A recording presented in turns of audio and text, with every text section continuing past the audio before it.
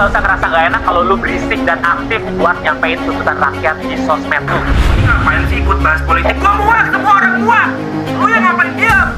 Yap, betul banget. Jangan takut bersuara, jangan takut berisik demi memperjuangkan hak-hak kita. Tapi diam juga bukan berarti salah. Misalnya gua udah apatis sama negara ini, sama pejabat, sama pemerintah. Belakangan gue lagi aktif ngonten, banyak orang sekitar gua nyaranin, "Pi, bahas dong soal demo, soal perjuangan rakyat." Jujur gua males.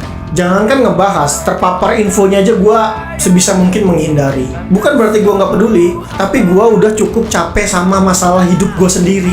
Jadi gue memilih untuk nggak nambah beban pikiran yang cuma bikin gue marah-marah nggak jelas dan akhirnya cuma pecah di tongkrongan.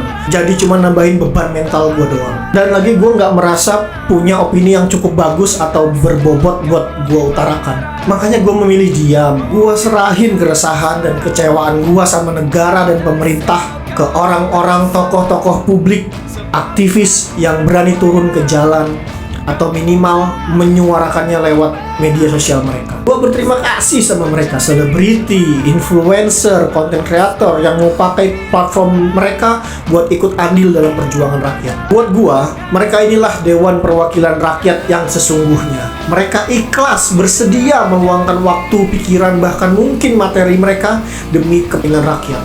Beda sama yang berjuang, tapi ada uang tunjangannya, ada uang aspirasinya. Dan buat selebriti, influencer lain yang memilih diam, ya kita hargai juga. Pasti ada pertimbangan masing-masing.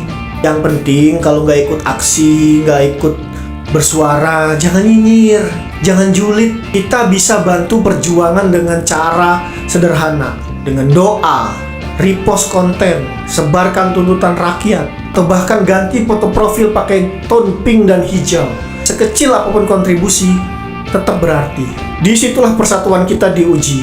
Jangan memusuhi orang lain hanya karena beda pandangan. Motif yang pernah disampaikan kapten kita semua, Monkey D. Luffy, di Art Water 7. Walau kita pernah berkelahi, walau kita beda pandangan, saat tujuan kita sama, gak masuk akal kalau kita bertarung secara terpisah.